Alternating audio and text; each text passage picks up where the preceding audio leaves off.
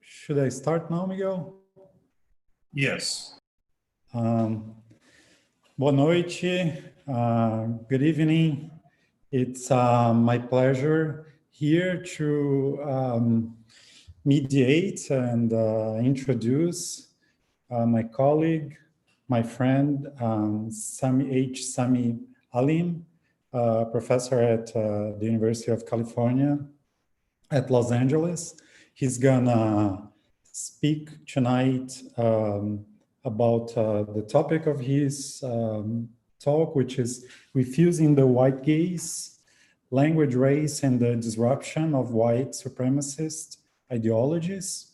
I'm going to be very short here. I'll just give you a general introduction of Professor Samy Alim's background, and then I'll give the floor to him. He's gonna speak for about an hour, and we'll have some time for discussions. I'll be checking the conversations on the chat. I also have some questions here prepared, and we'll have some good conversation after his 1 hour talk, and maybe the whole thing will take 1 hour and a half. So Professor Samy Alim is the David O. Sears Presidential Endowed Chair in the Social Sciences and Professor of Anthropology at UCLA, and the founding director of the Center for Race, Ethnicity, and Language since 2010. He's also affiliated faculty with the Graduate School of Education and Information Studies and the Ralph J. Buncho Center for African American Studies. Professor Alim is author or editor of 11 books.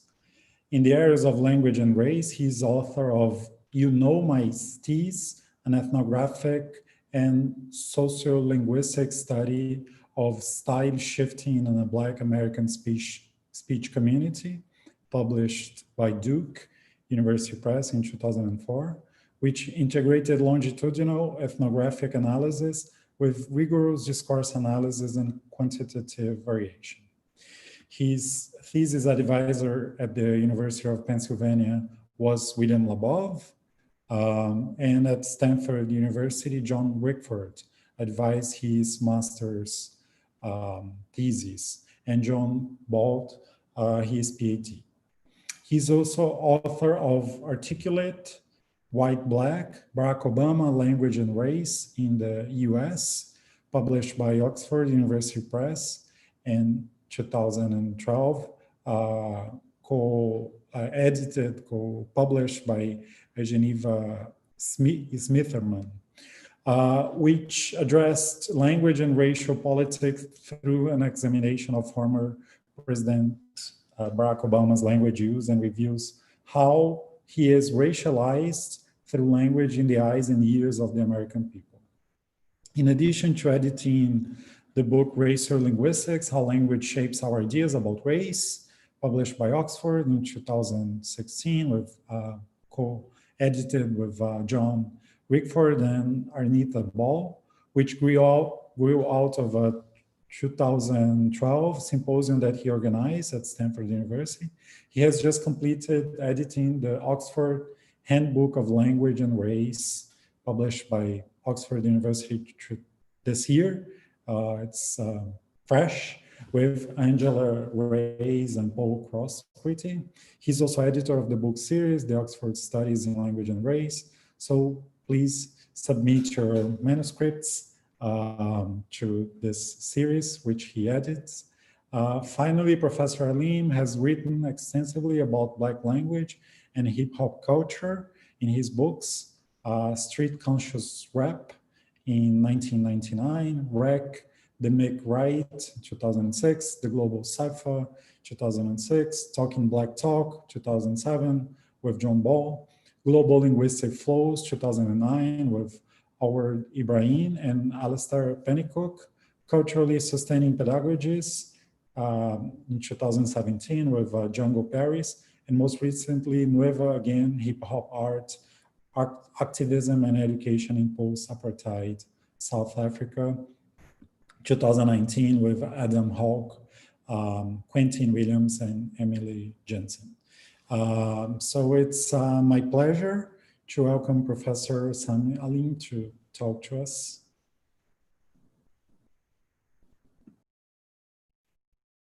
Okay. Thank you so much, Danielle. Is everything good, systems? All systems go? Yes. Thank you so much for that wonderful introduction.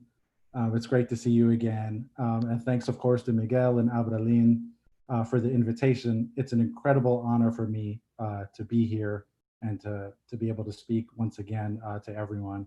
And to connect with scholars in Brazil in a meaningful way and around the world, obviously.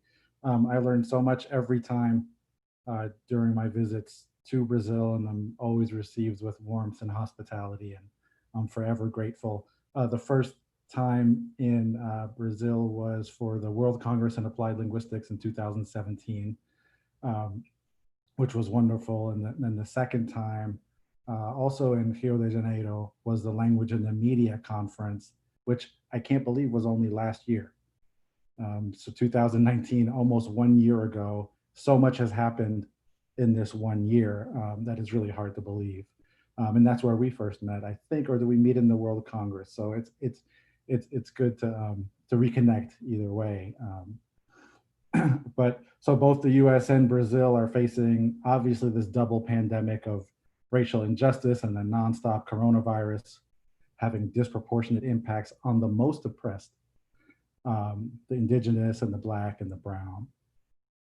So this is why I made a slight change in my title. I'm gonna share my screen now so you could see the title screen.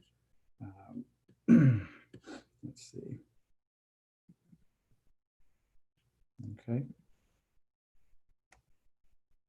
All right. So I made a slight change in the title. It's Refusing the White Gaze, Language, Race, and the Disruption of White Supremacist Ideologies and Systems.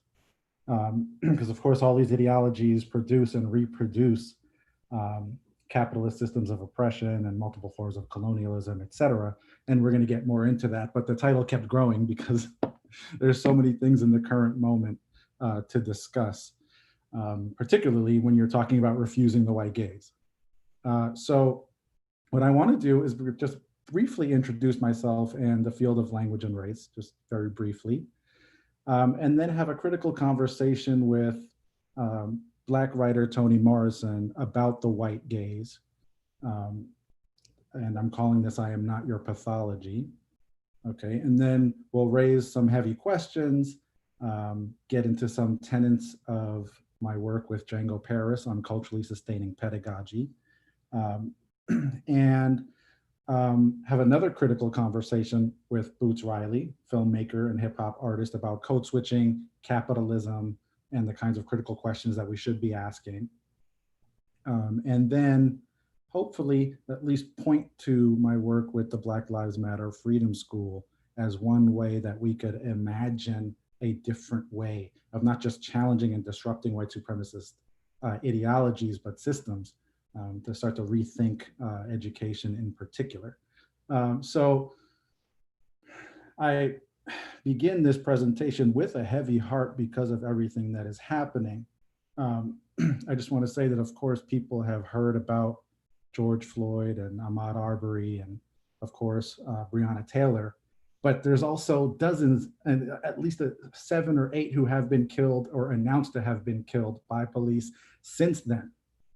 And so the trauma keeps being opened and reopened here in the United States, whether you're Black, Latino, Indigenous, it just keeps being reopened as if it's never actually healed. There's no time. And so this is a moment that we need to really speak to these issues with strength and as a collective.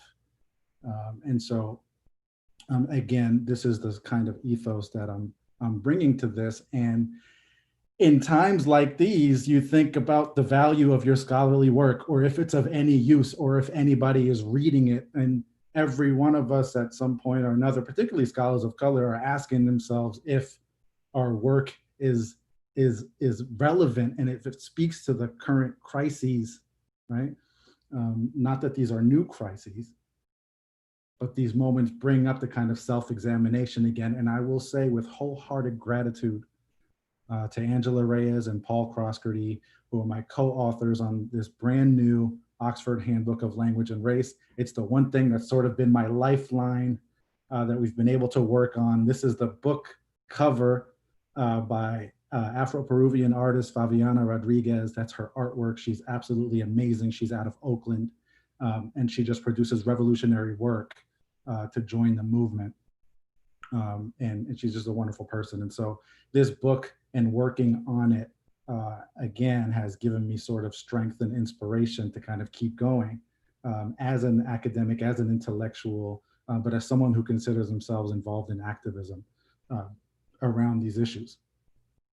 And so this cover is released now, and the book will be out in September. I am, again, renewed and re-inspired, not just by my co-editors, but working with some of the people who laid the foundation for the field of language and race. Geneva Smitherman is here, Arthur Spears, Bonnie Urcioli, Paul Croskerty, Marcelina Morgan, Wad Ibrahim. There are so many scholars when you think about Adrian Lowe and Elaine Chun, Nelson Flores, Jonathan Rosa, Barbara Meek, Quentin Williams, Crystal Smalls. It's intergenerational, and it represents to me a collective, because I remember a moment, and I think it's necessary to share this, where in grad school, if I didn't have my advisors, John Baugh, John Rickford, Geneva Smitherman, nearly every other person was telling you not to talk about race, not to do work on race, that it wasn't ever really about race, that it was about class, et cetera, et cetera. And this kind of push away from race was a real problem for someone whose life experience was sort of centered and structured around experiencing life as a racialized person, right? And so there was a time where this was actually what we were experiencing. And now my graduate students are telling me, Stephanie Keeney Parks was mentioning just to me today how some scholars and professors would tell her not to talk about white supremacy because it's not serious. It's not serious intellectual work. And so this kind of evasion and avoidance of white supremacy and racism from the academy has been a huge problem. And it comes from those who want to suppress these kinds of conversations, but it also comes from those who naively think we can move beyond them by erasing the conversation altogether. If we just don't talk about race, it's almost as Trump and Bolsonaro are dealing with the coronavirus. If we just don't talk about it, it'll go away. Well, there's no magic and there's no miracle, right, Danielle? There's nothing that you can do when you stick your head in the sand. And so race and racism and white supremacy continue to be problems. And I'm just so grateful to be a part of a collective that is working to build this field. Okay, and I will say, if I just may read a few notes from the introduction. This is again work with me, Angela Reyes, and Paul Croskerty.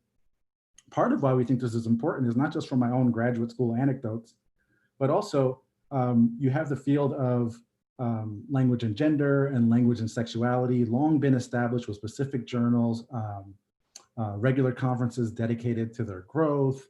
The study of race as a social, cultural, and linguistic process is only consolidated relatively recently. And so in racial linguistics, the field of language and race was broadly construed by consolidating various perspectives within language studies, providing an interdisciplinary space for interaction between sociolinguists, linguistic anthropologists, education and applied linguists. So it was this kind of interdisciplinary space, taking theoretical and empirical support from previous scholars, again, Geneva Smitherman, Arthur Spears, Anacelia Zentella, Paul Croskerty, Sinfrey Makoni. The book Black Linguistics was an enormous influence. Jane Hill, Mary Buckles was a huge influence. Otto Santa Anna, Awad Ibrahim, again, Marcelina Morgan, Bonnie Urcioli, Angela Reyes, Adrian Lowe, and many others. The field focused on the linguistic construction of ethno-racial identities, the role of language in processes of racialization and ethnicization, and the language ideological processes that drive the marginalization of racially minoritized populations in the context of historically rooted political and economic systems. So these scholars were all sort of contributing to what I termed in 2009, Racing Language and Languaging Race. This was a conference at UCLA for the Center for Language Interaction and Culture. I believe it was the first one focused on race and ethnicity through the center. This project of Racing Language and Languaging Race was sort of viewing race through the lens of language and language through the lens of race to better understand them as co-constitutive processes. So this was at a time when my work was sort of moving from quantitative sociolinguistic variation, being heavily influenced by sociocultural linguistics and Mary Buchholz and what she was doing there with language and race and agency, et cetera. So race is created out of continuous and repeated discourses emerging from individuals and institutions within political economic systems and everyday interactions. Recent scholarship integrates social constructivist theories of race and language with attempts to theorize the impact of racism on those who experience race as an everyday lived reality. So further, while much research has focused on race as a social construct, with important developments in how speaking subjects perform race in interaction, so that the pendulum has sort of swung the other way, where that recent scholarship has been theorizing how race becomes an intelligible category as listening subjects report about what they supposedly hear. And this is especially true when you think about listening subjects as hegemonic systems of oppression. And I'm thinking, obviously, there's a chapter entitled, "Do You Hear What I Hear?" By Flores and Rosa, 2017. And also, I wrote a chapter called "Hearing What's Not Said and Missing What Is" in 2004. And I'll share a little bit of that later on in the conversation. But Miyako Inoue's work about the listening subject has been a driving force, in particular for the sort of new generation scholars. So to be sure, there's a long-standing body of research on various aspects of language and race, but much of that research views race as a social product and not as a social process. And so this process of racialization, where race is an enduring yet evolving social process steeped in centuries of colonialism and capitalism, is central then to linguistic anthropological approaches. So it's not only is race a social construct, but theorists like W.E.B. Du Bois, Walter Rodney, Cedric Robinson, and racial capitalism. I guarantee you that was something that I did not read in graduate school. But I'm happy that racial capitalism, through the work of Robin Kelly, is getting sort of this second life through the work of Gay Teresa Johnson, et cetera. Kimberly Crenshaw, again, Robin Kelly, Imani Perry, among others, have long argued that race is inextricable from histories of genocide, enslavement, apartheid, occupation, dispossession, capitalism, various forms of colonialism, as well as their contemporary manifestations. For linguistics and linguistic anthropology, both fields, Arthur Spears has been arguing this for a long time. So he calls the study of race and language that amplifies the macro context within which they are produced, and what he refers to as the political economic pentad. And so if we go back to Arthur Spears' work in 1999, this was over 2 decades ago now. So this is how, I mean, people have been working on language and race for even before that, right? Geneva Smitherman's book was 1977, Talking and Testifying. But when you look at Spears's book in 99, his book on race and ideology, what becomes clear is that the terror, violence, and brutality of these systems are not only the macro context within which race and language are produced, but white supremacy comes to depend on the idea of race and therefore processes of racialization for its continued propagation. I just have a few more points.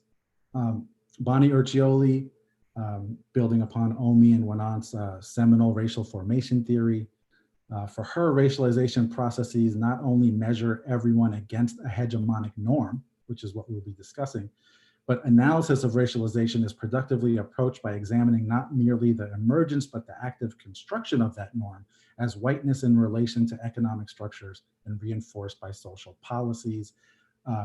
And so Racialized people, according to Urcioli, and this work has influenced many in the field, are, quote, historically typified as human matter out of place, at best dirty, at worst dangerous, and always a problem. And this is what she writes again in this handbook. So the outcome of racialization is, of course, systemic racism across all social, cultural, political, and economic contexts and institutions, from schooling and housing to medical malpractice to the prison industrial complex and to the extrajudicial shootings that we are definitely familiar with here in the United States and also in Brazil. Particularly the last time I was in Brazil, this is not a new issue. Conversations with Black folks in Brazil about how police have this sort of, they kill with impunity Black bodies, particularly Black bodies in the favela, Black men, Black women, etc. And similar situations happen here. So over the last decade or so in the US, for example, with the election of America's first Black president, Barack Obama, followed by its first orange president, who shall remain nameless, we have seen the rise of overtly racist discourse and policies. So at the same time as this rise of overt racism and policy, the study of race from an explicitly critical and anti-racist perspective has gained ground across the academy. And I would say mostly because people of color and scholars of color are beginning to engage these questions with a kind of urgency. So Michel de Graaf's talk also in this series was fabulous and wonderful and powerful on these issues. And he pointed to also the work of Charity Hudley, Mallinson, and Buckles, that paper he referred to in his talk, and also the statement that Linguistic Society of America statement, is that these scholars now are making changes in the institution, in the field. And so you have all the scholars that I've mentioned previously doing that work, along with Norma Mendoza-Denton, Dick and Wirtz, and also Roth Gordon, Quentin Williams, and others. So the point I'm getting to is we now position issues of race, racism, and racialization as central to language-based scholarship.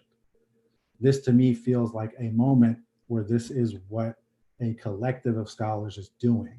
We are positioning race, racism, and racialization as central to language-based scholarship. Contrast that to the kind of advising that we were used to receiving from white professors and scholars 20 years ago, and still today, that race is not in fact central, it is marginal.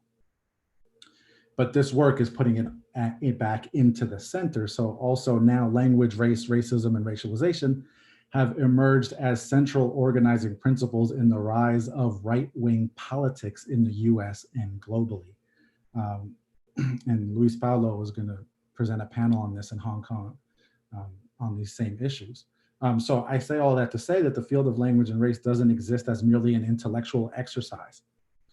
So many of our colleagues draw attention to various forms of racism in order to divulge and ultimately disrupt them. I think as a scholar of color in particular, and white allies, right, who are anti-racist, who want to disrupt these kind of frameworks, ideologies, and systems, the choice, you don't really have a choice not to do applied work or to work with communities in sort of grassroots fashion. This is part of the work, and it represents to us the way of doing the kind of work that'll change linguistics and the systems that we're involved in the academy.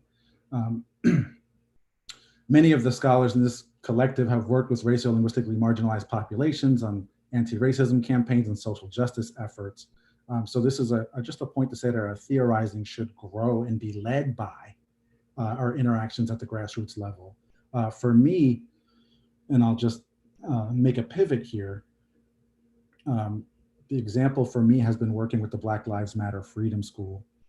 That's one really important site of how I begin to think about these issues, is working together with folks on the ground who are setting up institutions like the Black Lives Matter Freedom School to do something different, to change and disrupt, right? And heal, more importantly, and make a way forward. So, yeah. May I ask you a quick question? Sure. Are you changing the slides I am, yeah. Oh, okay, because it was on the book cover and people in the chat were asking if there were new slides. Okay, thank you. All right, here we go. So just quick, for folks, my 4 main areas of research are the language practices of urban youth in rapidly transforming majority-minority communities and contexts, from the US to Spain, as well as South Africa. I'm just gonna go quickly over this as an introduction. Also, the performance of race and ethnicity in speech events from political discourse. This is Articulate While Black with Geneva Smitherman, the book about Barack Obama, language and race, to classrooms, as well as hip hop ciphers. The third main area of research is the language and verbal art of hip hop culture, both in the US and globally. This is Global Linguistic Flows with Awad Ibrahim and Alistair Pennycook, and then Never Again, hip hop art, activism, and education in post-apartheid South Africa, with Quentin Williams and Adam Haupt and Emil Jansen. This is sort of a third area of focus. And lastly, the use of linguistic and anthropological research to develop language pedagogies for racial-linguistically marginalized youth within a critical, nonconformist, anti-assimilationist vision of schooling. And so this is now, for me, where the rubber meets the road. So all of the linguistic fieldwork, all of the sociolinguistic analyses, all of the sort of discourse analytic attention and focus and rigor and scholarship, right? All the theorizing about race and ethnicity and language, the rubber meets the road when you're working with communities, especially in relation to schooling, but also education as a social process. And so I want to talk about culturally sustaining pedagogies a bit in combination with the work on language and race. And here, racial-linguistics on one side, culturally sustaining pedagogies on the other. And this is about justice in a changing world. So if you look at the blue book cover, Culturally Sustaining Pedagogies, what you have on the cover is a community, right, building their own community and their own world. Everybody has a piece of the structure and they're building it and painting it and constructing it anew. The built environment is not separate from the earth. It is in fact growing up out of it. And everybody in an intergenerational fashion contributes to the kind of world that we want to see. And this is the purpose of this research, right? That's what we think we're doing. We think we're contributing to the kind of world that we want to see. So my partner in crime in this research is Django Paris. And I promise to change the partner in crime because we're criminalized enough as it is. But my co-conspirator, Django Paris, the Banks professor, director of the Center for Educational Justice, University of Washington. He's just been an incredible colleague in this and really leading the way in culturally sustaining pedagogies. It's an incredible honor to work with him on this and the entire collective. So our inspiration grows out of many folks and strands of research, obviously, but Gloria Ladson-Billings, who is also known as the notorious GLB, modeling herself after the notorious B.I.G. in hip hop. And she is our inspiration because her theory, culturally relevant pedagogy, state-of-the-art pedagogical theory that paved the way from the mid-90s up until now and continuing to impact education, both in the US and globally. I know she's spoken in Brazil as well a number of times. And for us, this was our inspiration. And so the way that culturally relevant pedagogy pushed a new vision of schooling and education that was sociopolitically conscious was critical for developing the culturally sustaining pedagogy. So we moved from relevance to sustenance, and I'll explain what that means. And so our crew, all the folks that we work with, are pictured here, and I think this is important because it's a very diverse group of scholars from, you see Mary Buckles, Kara Lee, Gloria Ladson-Billings, Tim San Pedro, Valerie Kinlock, Django Paris. These are just some of the names. Adam Haupt, Casey Wong, Teresa McCarty, Chris Gutierrez. There's a whole crew of people that are working on this, and we met and we've been meeting over the last several years, two big sort of convenings. where we're trying to develop new pedagogical theory. And I say this as someone who is interested in linguistics and that nexus, that intersection of linguistics and education, okay, but not doing it in a way that pays no mind or ignores pedagogical theory. In other words, I find that a lot of work in linguistics, when well-intentioned work and work that makes a contribution, is not really dealing with pedagogical theory as if educational research is over here and somehow there's an impenetrable wall between education and linguistics. And so what I want to do is encourage that kind of intersection, but a genuine cross-pollination. Because these are the scholars who have theorized pedagogy for decades upon decades. Because we come in with linguistically informed sort of knowledge and approaches, doesn't exactly mean that it's going to be pedagogically useful or viable. And so Gloria Lattin Billings asked us, right, in this convening, what is the purpose of our educational system? And she asked it knowing the answer because she answered it, right? The neoliberal systems know exactly what they want. They know what their purpose is, and that is to produce obedient, willing, respectful labor. Right? We've seen time and again, in particular in these contexts, it's just raised it to the surface that it's profits over people all day, every day for these neoliberal capitalist systems. That's profits over people. And so she asked us what we want to produce, and that's clearly, if you want to produce critically thinking human beings, right, who push back against that system, then you need to do something else entirely. And so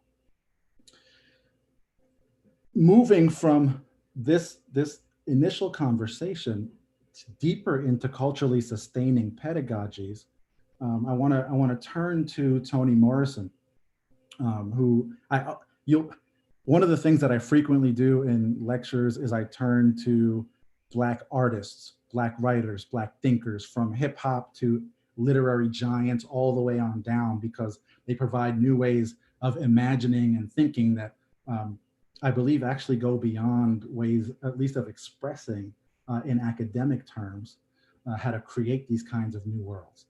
So this is something I'll be thinking through the entire talk.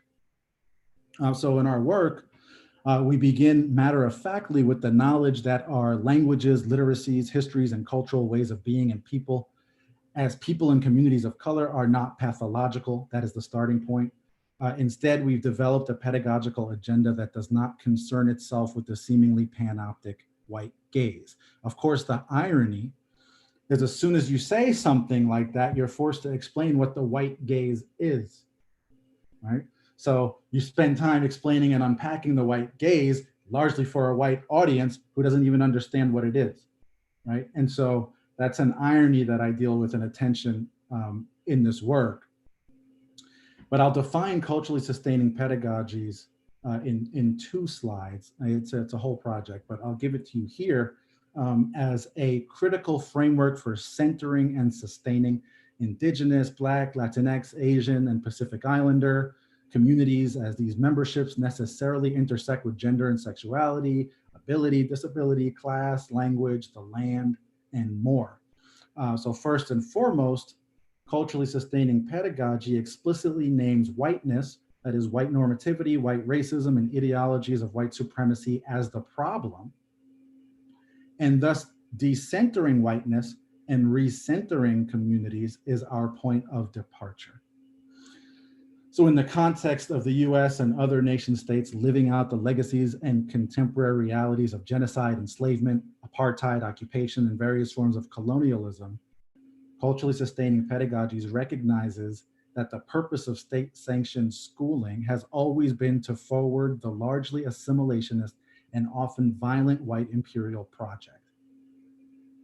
As such, we are necessarily and fundamentally a critical anti-racist, anti-colonial framework that rejects the capitalist white settler gaze and its kindred cis heteropatriarchal, in our context, English monolingual, ableist, classist, xenophobic, and other hegemonic gazes. This is work with Django Paris and Casey Wong that has just come out this year. We're consolidating this approach. Before we hear from Toni Morrison, I do want to take a moment of silence because this was, in fact, you know, we've lost her now. And so I just want to take a moment of silence quickly before we continue to discuss her impact.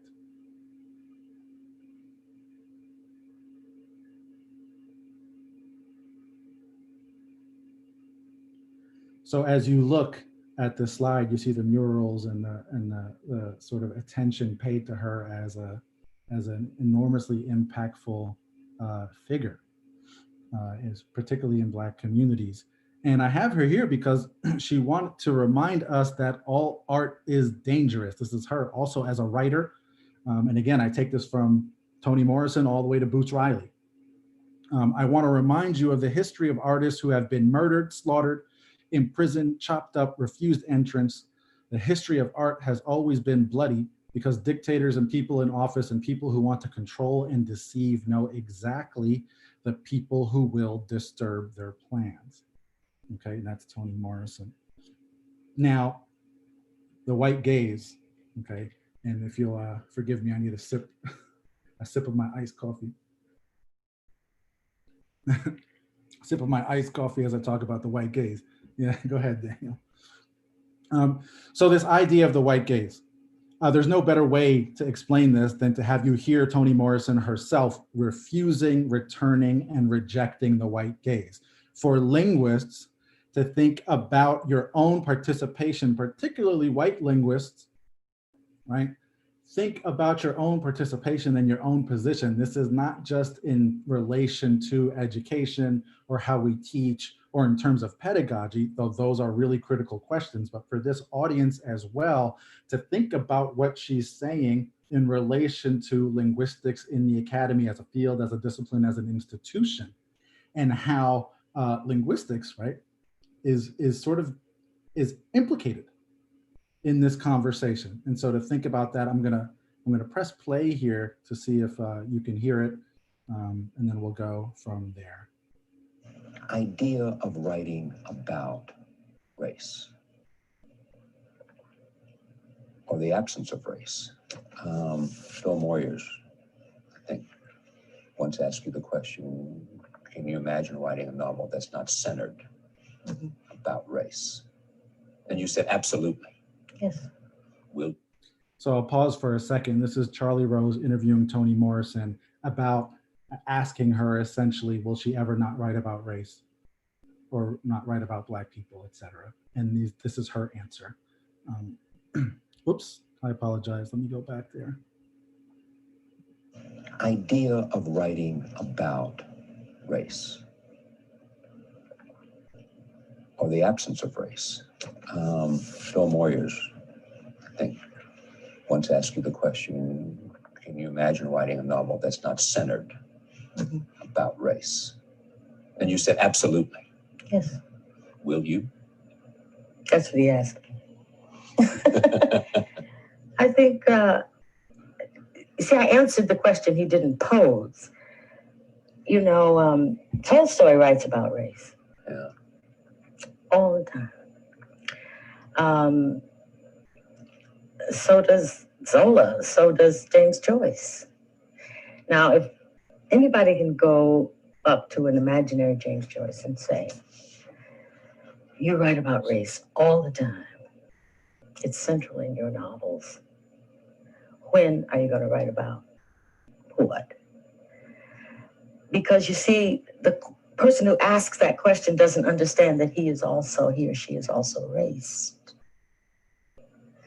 So to ask me when am I going to stop, or when, if I can, is to ask a question that, in a sense, is its own answer. Yes, I can write about white people. White people can write about Black people. Anything can happen in art. There are no boundaries there. Having to do it or having to prove that I can do it is what was embarrassing or insulting. In this book, I did. It was insulting that people, help me understand. What was insulting? The idea that you felt like you had to prove that you could write Yeah, the question was posed as though it were a desirable thing to do, to write about white people or to write not about race. That's what that means to me. And that it was a difficult to do, a higher level of artistic endeavor, or it was more important, and that I was still writing about marginal people, and why don't I come into the mainstream? Aren't you importing too much into the question? Maybe. I think so. Well, what else could it be, Charlie? What does that mean? What does that question mean? You tell me if I'm making too much. I don't know. I mean, I don't know that I don't think it probably means I didn't ask the questions. Okay, I want to pause it here because when Charlie Rose says, aren't you importing a little too much into the question, and I don't think it means what you think it means, is that this is usually what scholars of color and scholars of language of race face all the time from institutions and fields and disciplines in the academy, like linguistics and anthropology, et cetera, is this white-splaining, okay? This is known as white-splaining, and also you could look at this as mansplaining, because Charlie Rose is sitting here in front of Toni Morrison, Pulitzer Prize winning, one of the greatest thinkers on race that has existed, right? Literary genius, telling her that he doesn't think that the question means what she thinks it means, and explaining to her that it's not about that. I don't think it probably means, but I don't think it had to do about marginalizing by not writing about. It only works if I can go to William Styron, well, maybe not William Styron because he has done it, somebody major white, and say, as a journalist, can you write about Black people? That's right. Can I say that? What kind of question is that to put to Ed Doctorow, who has done it, by the way? Sure. But I mean, if I can say, when are you going to write about Black people to a white writer, if that's a legitimate question to a white writer, then it is a legitimate question to me. I just don't think it is. You know, so the glove has to be pulled inside out. Mm-hmm. If it's in other words, it's not a literary question. It has nothing to do with the literary imagination. It's a sociological question that should not be put to me. I couldn't ask that of any writer who was, I couldn't ask it of a Black writer when you're going to write about white people. Now, maybe I'm wrong. You can tell me now or later if I've blown it up all out of proportion. I don't think so. I want to stop it here when she tilts her head to the side and said, maybe you could tell me I've blown it up. I don't think so.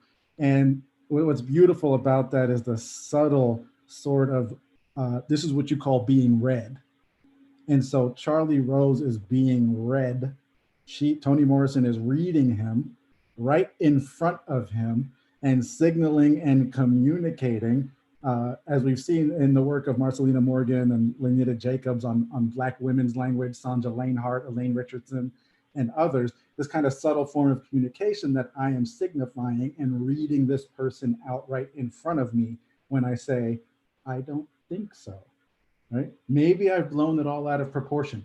What Morrison is doing is giving a pedagogical clinic. When she says you take the glove and you flip it inside out, that is holding up the mirror to whiteness and white normativity, hegemonic whiteness, etc., having it see itself, right? And so the glove turns inside out and she lets she lets him know, and of course others watching this, because this is clearly a clinic, that this is not even a literary question, it's a sociological one. And the question itself is its own answer. The fact that the question can be asked, right, to particular people and not to others is itself its own answer. And so this is what the white gaze is about. This is refusing, returning it, and rejecting it. And we're getting to see how this is done here by Toni Morrison. I want to show you more, but she has this line here. And in fact, if I could play it for you, right? You need to hear her say this herself. Journalist. Okay. Can you write about Black people? That's right. You need to hear this herself. What kind of question is that to put to Ed Doctor? If that's a legitimate question to a white writer, your imagination. Okay. It's a sociological question that should not be put to me. I couldn't ask that of any writer who was, I couldn't ask it of a Black writer when you're going to write about white people.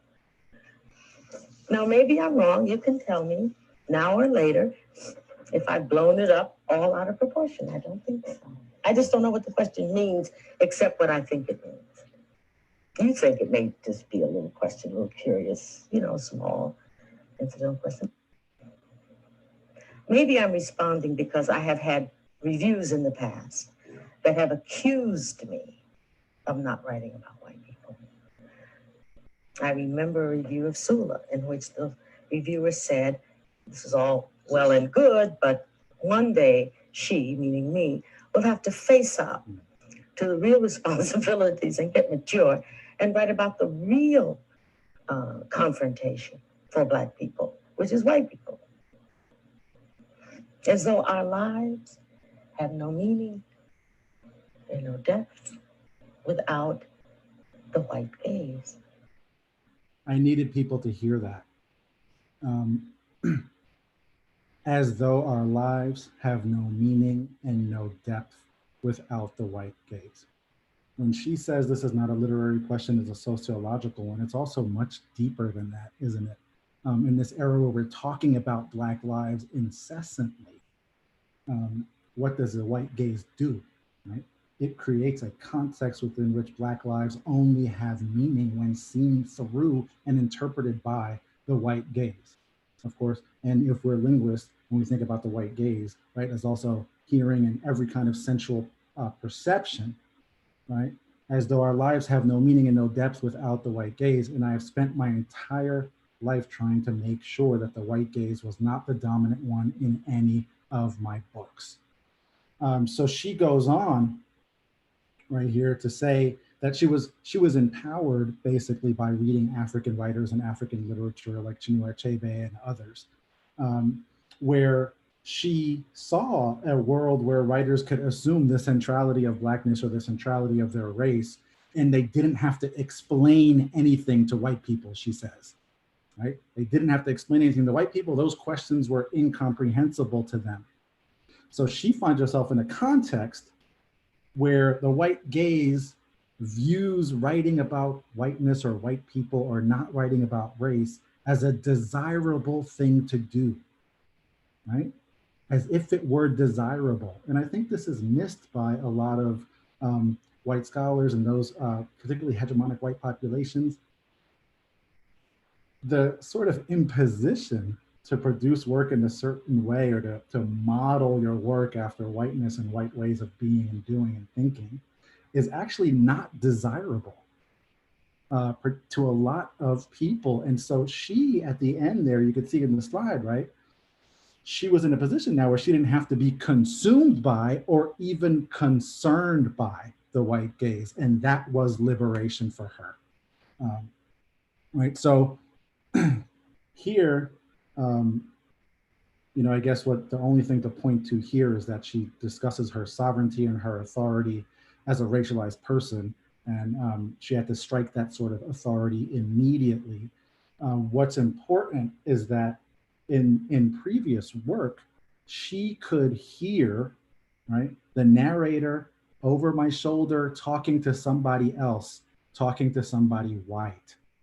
And so she could hear that Black writers were writing in a way that was explaining things to white people because they didn't have to be explained to her.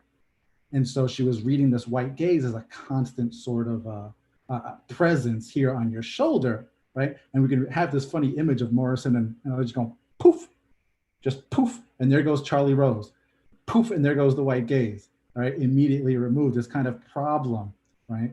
Of being free to write the way you wish to without this other racialized gaze as a serious problem is what she ends up framing it as.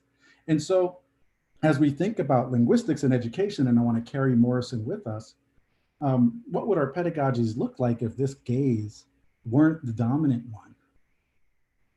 What would linguistics and education look like? What would liberating ourselves from this gaze mean for our abilities to envision new ways and also recover community-rooted forms of teaching and learning. What if the goal of teaching and learning with youth of color was not ultimately to see how closely students could perform white middle-class norms, but rather to explore, honor, extend, and at times problematize their practices and investments? So the questions, these kind of questions that we keep coming up with are for linguists and educators of color and those in solidarity with us. What can we learn from Morrison's courage and conviction to decenter whiteness, to envision a world where we owed no explanations to white people or anyone for that matter about the value of our children's culture, language, and learning potential?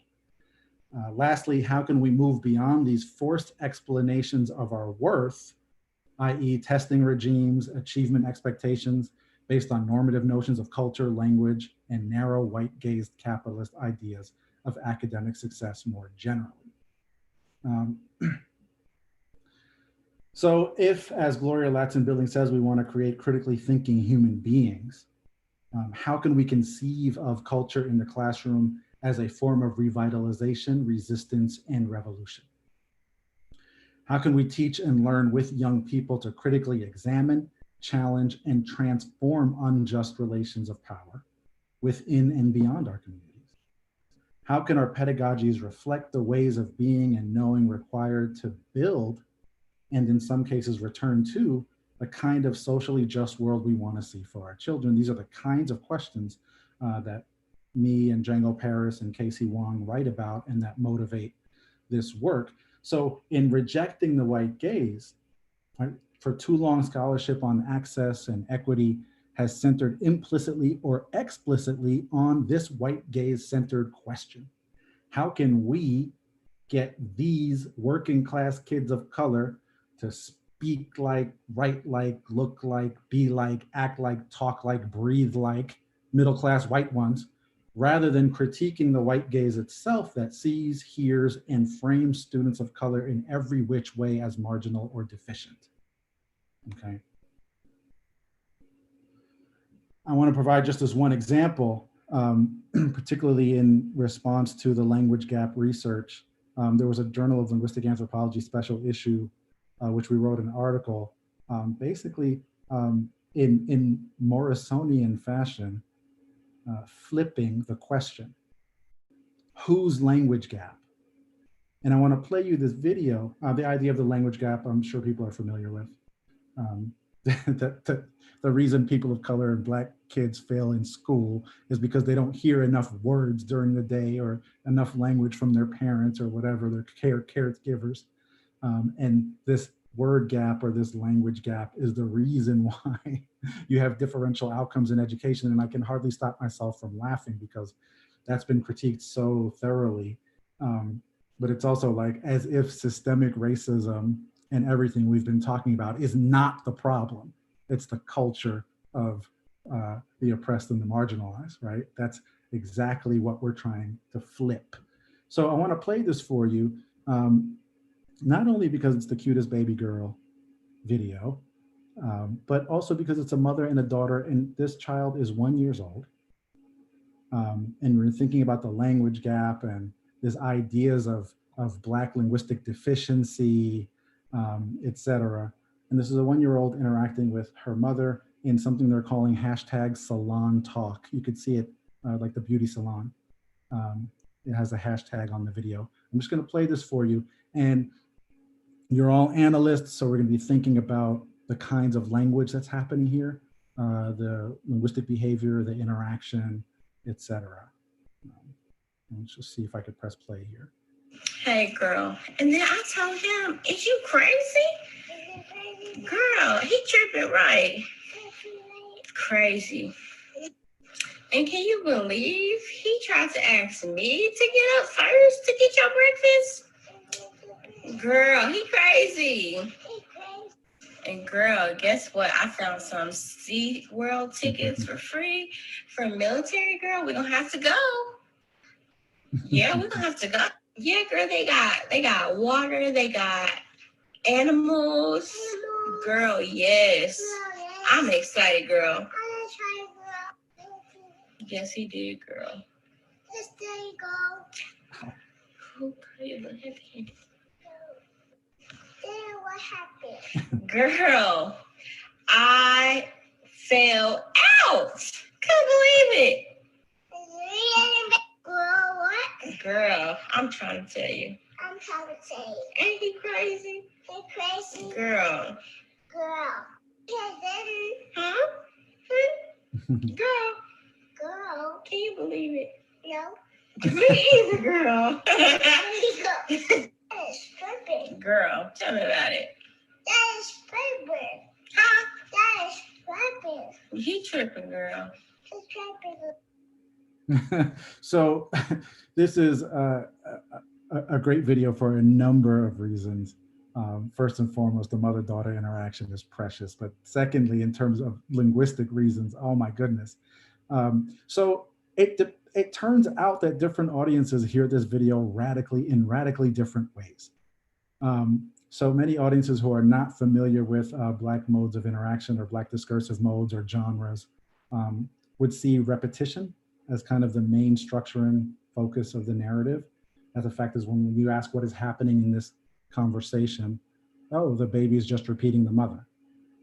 Okay, when in fact, particularly with Black audiences, and I shared this with the audience in the Black Lives Matter Freedom School in Sacramento as well, you have this sort of instant recognition of this baby is being socialized into Black woman talk or different styles that her mother finds valuable. And this kind of interaction, this back and forth, is a socialization into a particular style and a way of expressing oneself, et cetera, that relies on repetition, but also relies on disrupting the repetition, et cetera.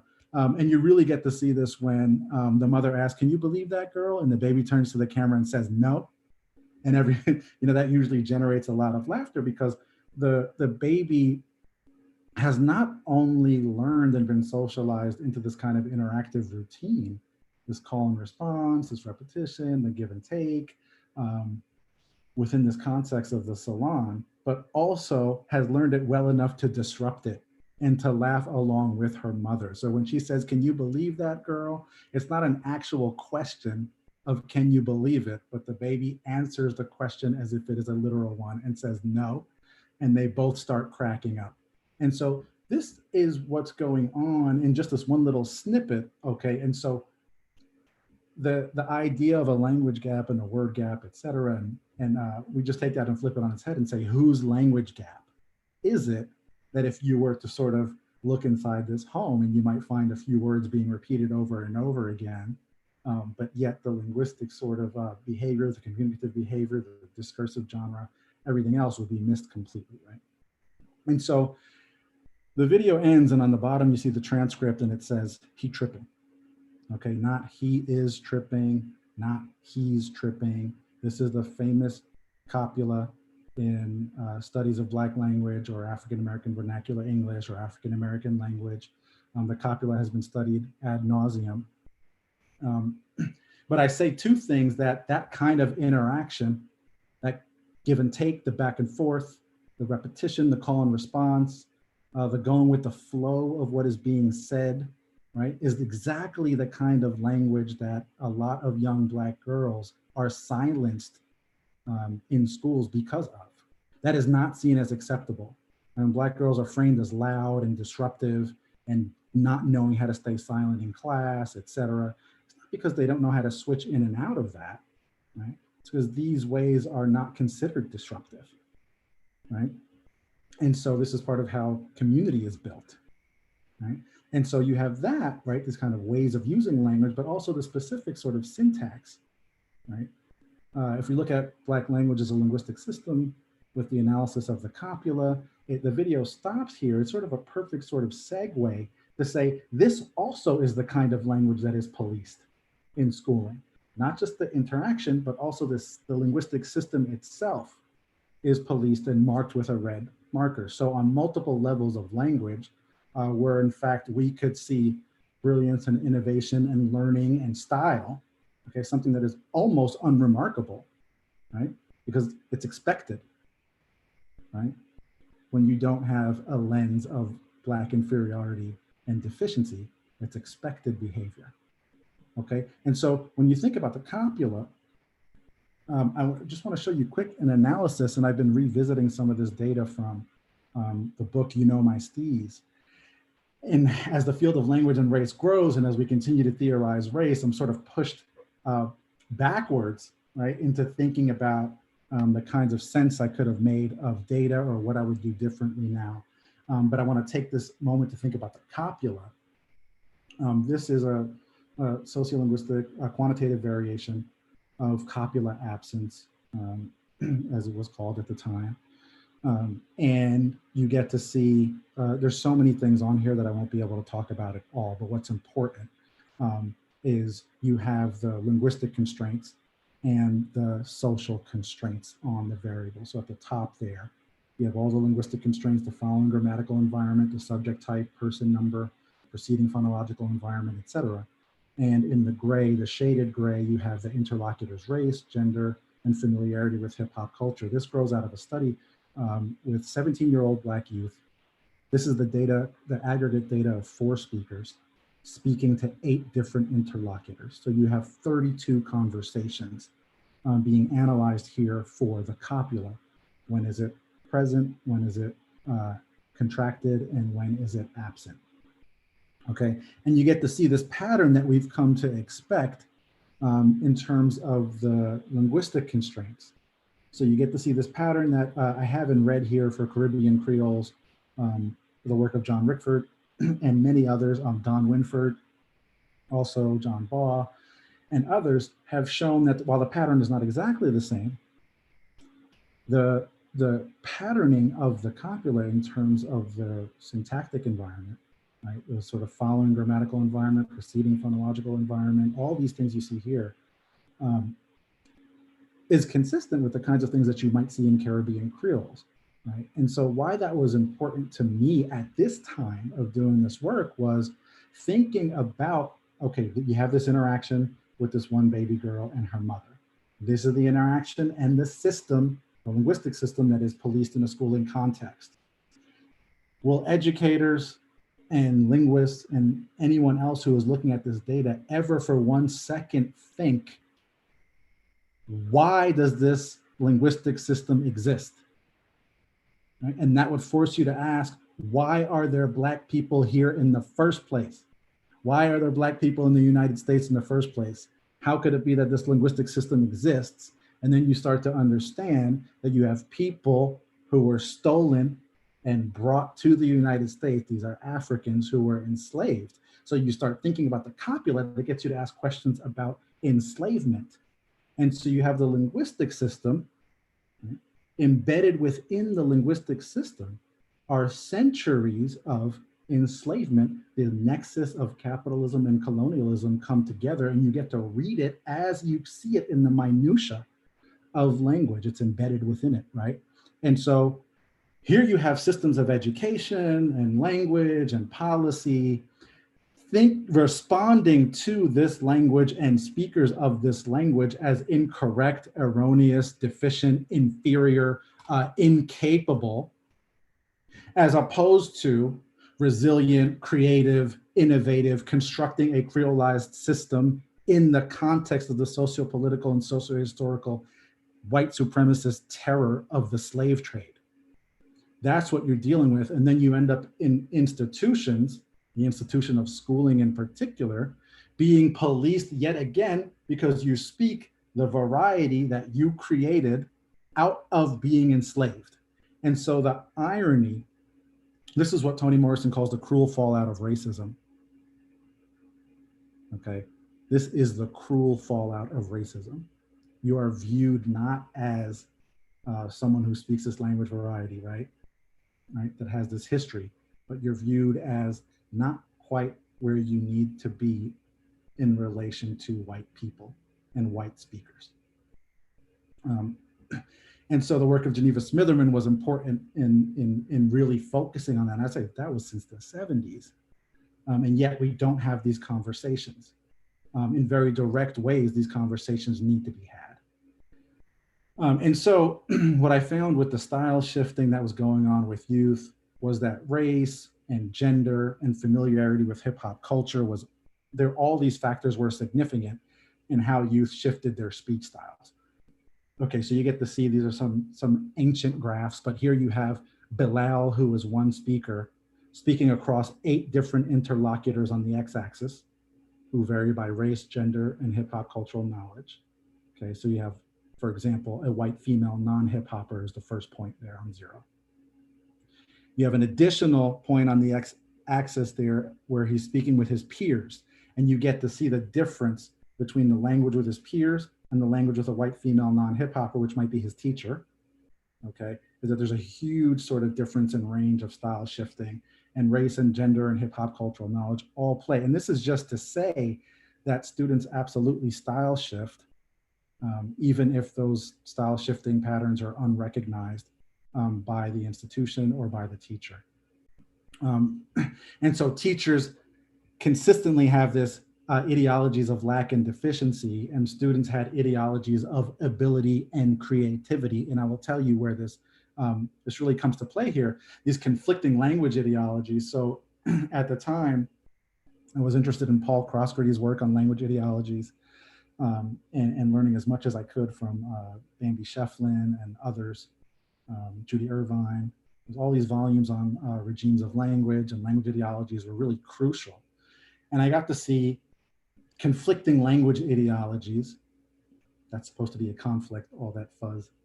It's conflicting language ideologies. This is an interview with students.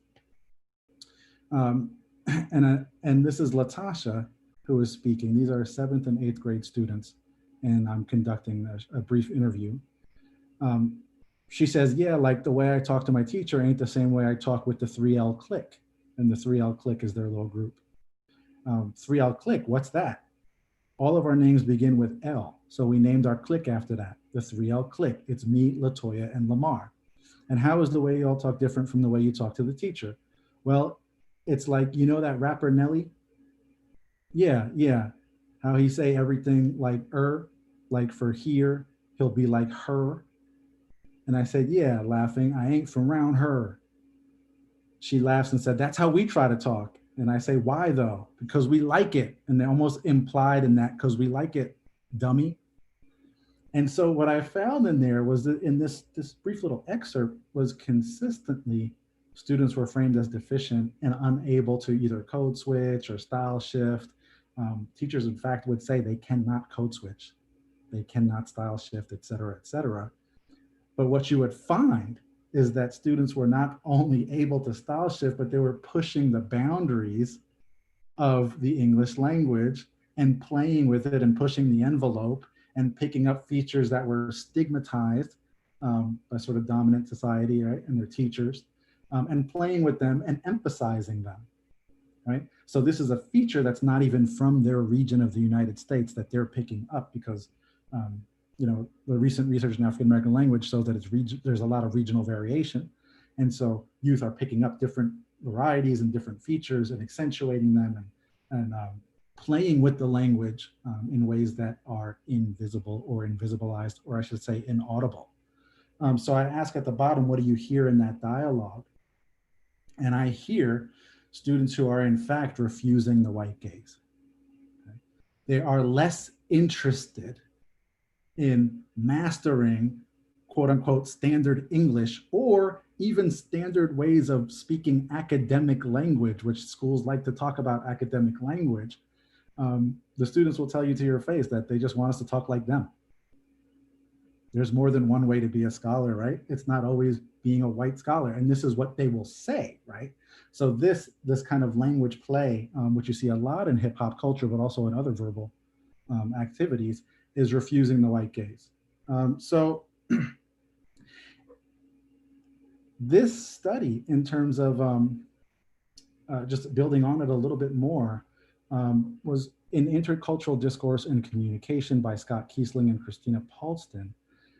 This was the study I was referring to early on, which is hearing what's not said and missing what is. That title is about the way that teachers would construct the language of their Black students they would do two things. They would, one, hear things that weren't even said. So they would invent and construct the variety in ways that sort of satisfied their racial ideologies or stereotypes about Black people. They would just construct features that weren't even there. So it's kind of hallucination, racial hallucination. And they would also miss what is there.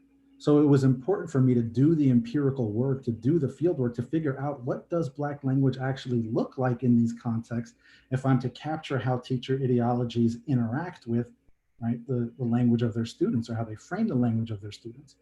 And so it's sort of both those two approaches, the kind of empirical analysis of figuring out the variety, the system, and how it's changed since the early years of its study, as well as the kind of ideologies that frame Black speakers in particular ways through linguistic invention. And so in this chapter, there's a section called the gentrification of speech and speakers. Okay, and why this is important is because when we talk about issues of style shifting, and particularly the imposition of code switching, or what James Sled in 1969 called the bidialectics of white supremacy, or the bidialectalism of white supremacy, 1969. This was cited in Geneva Smitham in 1977. Why I talk about gentrification of speech and speakers is because you have essentially in this community what is happening to many Black communities and communities of color in the United States, not just in the United States, but also in South Africa, in Cape Town, and in Paris and elsewhere, right? You see this kind of global focus on gentrifying these neighborhoods and redeveloping them, et cetera. And so the gentrification of speech and speakers, what I mean by that are, and it's helpful to present the perspectives of the current generation of Black youth juxtaposed with the perspective of the previous generation of Black folks in that community. So the previous generation, after experiencing the rise and fall of Black nationhood, illegal real estate practices, land annexation, lack of job opportunities, and a serious crack epidemic, all of which were debilitating, saw the interest shown by white developers in their neighborhood as perhaps one of the only ways to save the city from a withering tax base. So while the previous generation was ecstatic about, here come the white developers, right, to kind of boost up the tax base, the current generation was walking around the neighborhood with me, documenting and lamenting the fact that new developments were built on top of the site of the previous high school, and that all the Black businesses and institutions that they had known had been pushed out of the community. And so obviously that's a metaphor for what happens with Black language and Black speakers, these kind of promises of upward mobility, of renewal, and that things will change for you, when gentrification is really urban colonialism, as scholars of this kind of critical geography, critical Black geographies have been referring to it, right? And so this kind of new colonization of speech and speakers was one of the foci. And I'll just, I think for maybe 15 more minutes here, and then we can open it up, is thinking about the original sort of theorizing of Black language in white public space. And I'm indebted to Jane Hill's work here, where she quotes Page and Thomas in thinking about white public space as a significant set of contexts that are the most important sites of the practices of racializing hegemony, in which whites are invisibly normal and in which racialized populations are visibly marginal and the objects of monitoring ranging from individual judgment to official English legislation. White mainstream English and white mainstream ways of speaking become the invisible, or rather inaudible and unmarked, norms of what becomes glossed as communicating in academic settings. In thinking about this, I hope again that we're having this double conversation in our head about linguistics and what it means to produce scholarship in linguistics, and the kind of hegemonic disciplinary norms, not just in terms of writing, but in terms of method and theory. So this holds across contexts, from education to housing to politics, and of course the field of linguistics. In hearing what's not said and missing what is, one of the things I want to point to again is the listening subject and their listening practices, Flores, Rosa, Adrian Lowe, and all the language ideological research. It's critical both what is said and what is heard. And referencing Toni Morrison's cruel fallout of racism. This is her talking about Black language specifically in John Rickford and Russell Rickford's book, Spoken Soul. She says, the language, only the language, it is the thing that Black people love so much, the saying of words, holding them on the tongue, experimenting with them, playing with them, okay? And I'm reminded of my students playing with language in interviews and in hip hop culture and poetry. This is exactly the kind of love affair with language that is denied, right? It's a love, a passion. Its function is like a preacher's, to make you lose yourself and hear yourself. The worst of all possible things that could happen would be to lose that language. It's terrible to think that a child with 5 different present tenses comes to school to be faced with books that are less than his language, and then to be told things about his language, which is him, that are sometimes permanently damaging. This is a really cruel fallout of racism. Okay, so if I could return to culturally sustaining pedagogies here, if you look at the last 2 bullet points, actually the last one is really important. So oftentimes where we'll have these kinds of pedagogical interventions, they're described as either cultural mismatches or how do we use the language and culture of these populations to move them to a more standard form of speaking or a more standard canon. How do we get them to speak like this? Maybe if we just use their language and cultural resources, we can have them speak like this. We reject that altogether. In culturally sustaining pedagogy, we're thinking about this dynamic cultural and linguistic dexterity as a necessary good in and of itself to be sustained. So school is not a site where you move from point A to a less desirable point B, but where you sustain the languages of communities of color. Okay, not just Black language, but the languages that students bring to the classroom. So we center the dynamic practices of students and communities of color in a critical, additive, and expansive vision. The one image I could lay out for you is, again, when you're thinking about schools, right, or educational sites where diverse, where these kind of, where they're homogenizing forces to begin with. They're basically in the business of creating clones. We know about schools as cultural reproduction, et cetera, et cetera.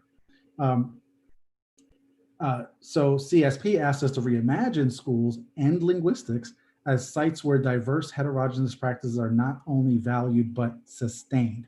And here you could imagine the image of a funnel where we all sort of enter that little narrow end of the funnel, right? Or in state sanctioned schooling, hegemonic context, we all enter the broad end of the funnel and we get squeezed out of the narrow end, right? In this homogenizing fashion. What we do is flip that funnel around and everybody enters through that narrow end and expands on outwards. This is what happens when we sustain the languages and cultures of communities of color. Okay, that's our vision. So we rather fundamentally reimagine the purpose of education. This is what we began with.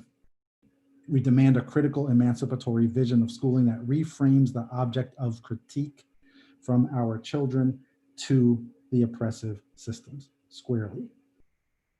Okay, so lastly, in terms of CSP, right, we want to focus on resisting essentialist and static unidirectional notions of culture and race, and this is the bullet point number 2, that center only on long-standing cultural practices of communities without also attending to continual shifts and cultural reworkings, what Alistair Pennycook calls going with the flow.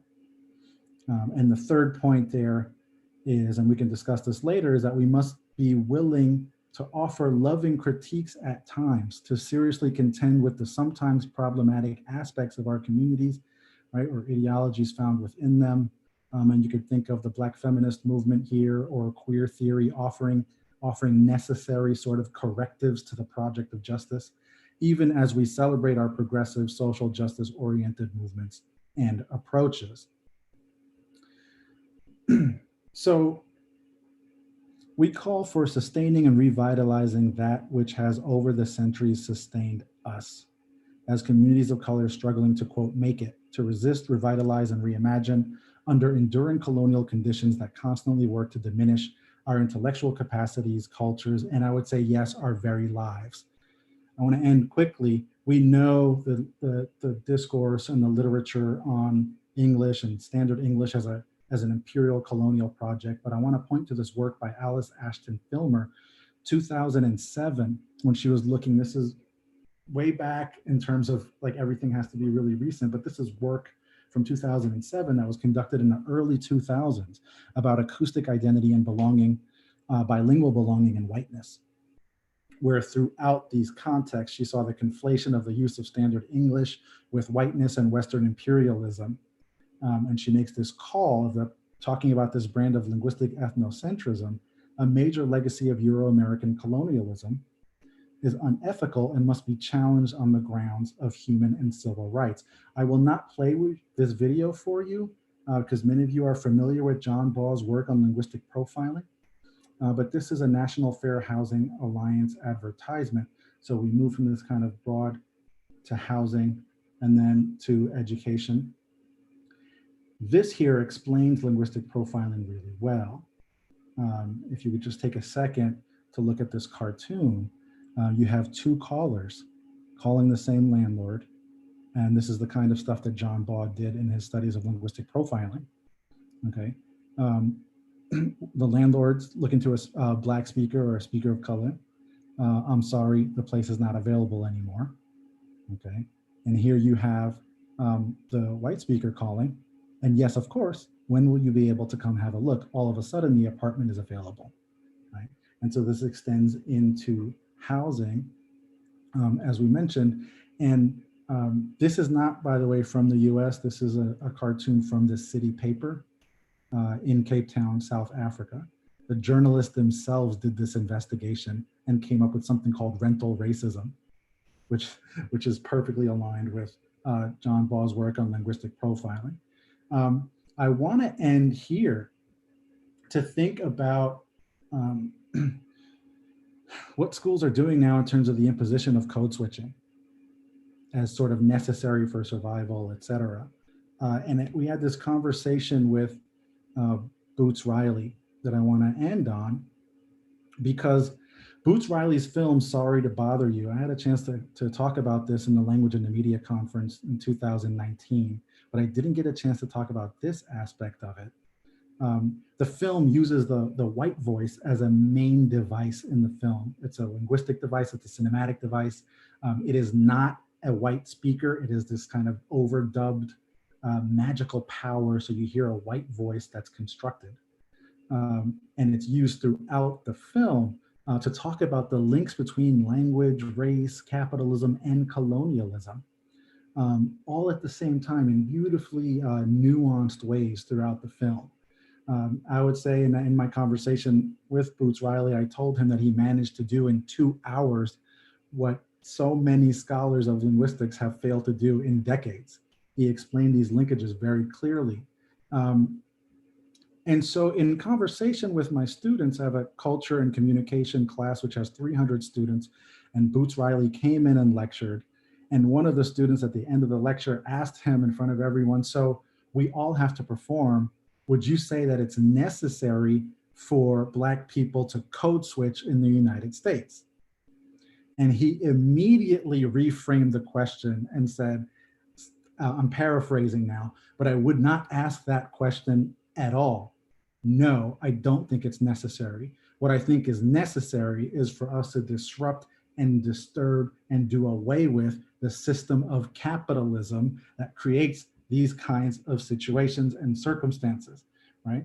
And so he linked these ideas of language, race, and style shifting and code switching directly to the system of capitalism, which is, you see the research sort of going in this direction in language and race and thinking about capitalism and colonialism. And he said, would you ever look at the institution of slavery?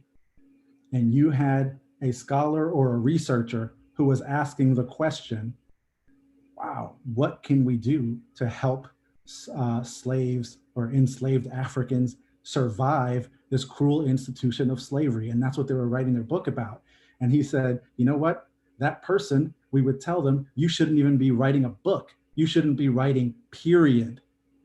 Because what does it look like that you are asking people to endure the institution of slavery rather than writing a book or focusing your intellectual project on how to destroy the institution of slavery and rebuild from the ground up and destroy these relations of power.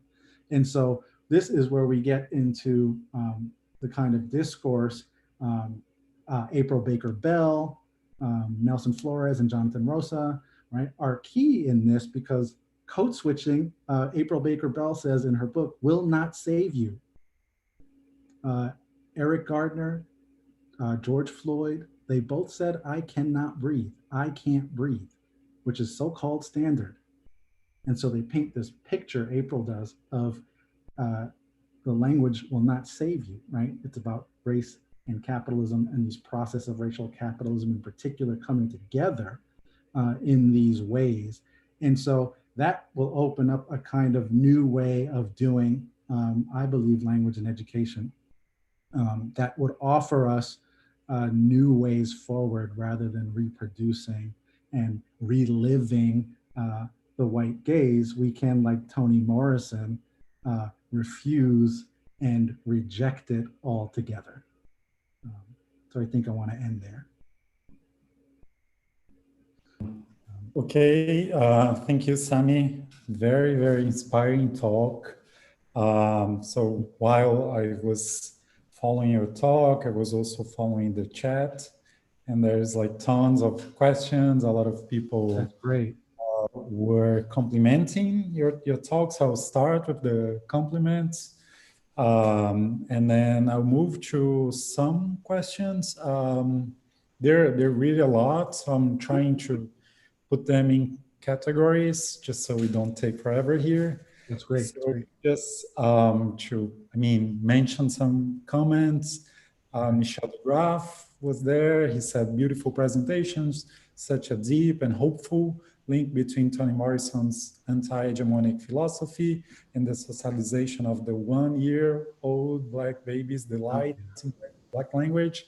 By the way, the people in the chat just loved the baby girl, many linguistic comments as well. Yeah, we could write a whole paper and lecture just on that video. I know, just there was someone here commenting on her mastery of the intonation and all her very advanced skills for her age. So it's really, a lot of people were like really talking about it. My colleague Christina Gorski thanked you and Abralin for bringing such central issues to a racial debate in Brazilian linguistics. She also complimented you for the book covers, about the quality and the beauty of the Fabiana Rodriguez, yes. Yeah, and someone else, Rafael Parentin, said, well, I love his book covers as well as the discussions developed. So Danielle Agustins commented that he refused to name a US president, and it reminded him of when the president of New Zealand, Jacinda Ardern, refused to name a mosque shooter. Yeah, interesting connections, and many other comments. White supremacy is terrorism. Yeah, that's really the connection.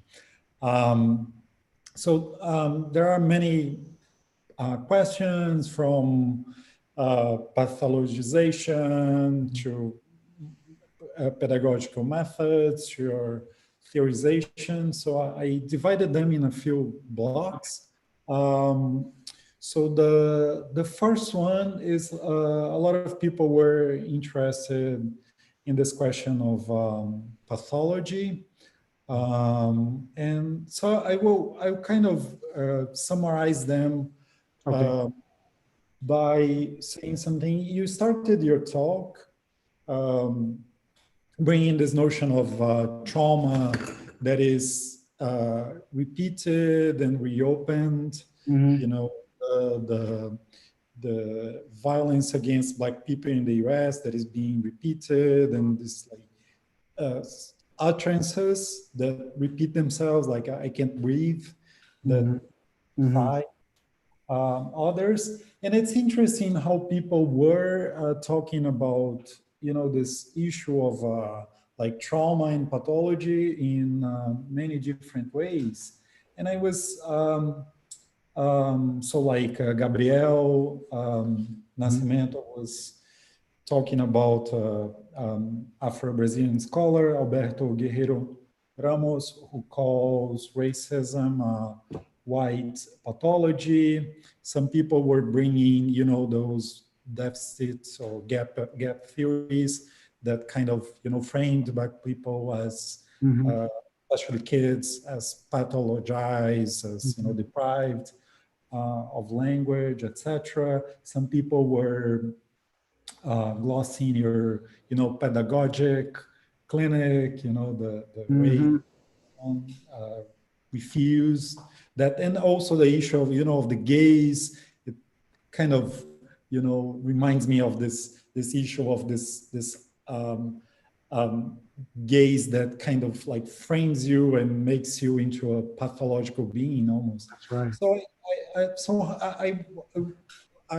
What does it mean to bring these tropes, you know, from the psyche, you know, the trauma, and from pathology in this approach that you bring, that is like practice-based, you know? So how does one refuse, you know, some of those tropes, and how can we think through them, you know, as a racial ideology?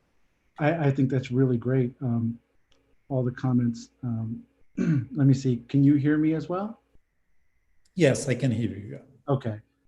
So I think what's really great in all these comments by de Graaf and Gordsky and Nascimento and others is, especially Gabrielle's comments, there's literature and there's work that frames racism as a white pathology. And I want to read exactly the reference that he was referencing there. But we're also getting to a point where racism is being viewed as a sort of public health crisis. And so over the last period here in the United States, different cities and states have come out with this idea that they're considering and thinking about and making racism a public health crisis, that in fact has very tangible public health outcomes on Black people and other Latinx, Brown, Indigenous folks in the United States, that this is a public health crisis. So when you look at the pathologization of Black communities and communities of color, Indigenous communities, you have this whole structure and edifice of scholarship to support it. That's the thing, right? All of these culture of poverty arguments that pathologize, in particular, Black communities and Indigenous communities. All these arguments were made by social scientists, and in Michel de Graaf's talk, by linguists. And you get to see how linguists are not immune, how researchers are not immune, and not only are they not immune, but they sort of propagate and reproduce. And so the idea that Gabrielle was talking about and mentioned, I think perfectly sort of reflects what Morrison was talking about in terms of rejecting, ultimately refusing, rejecting, and returning the white gaze.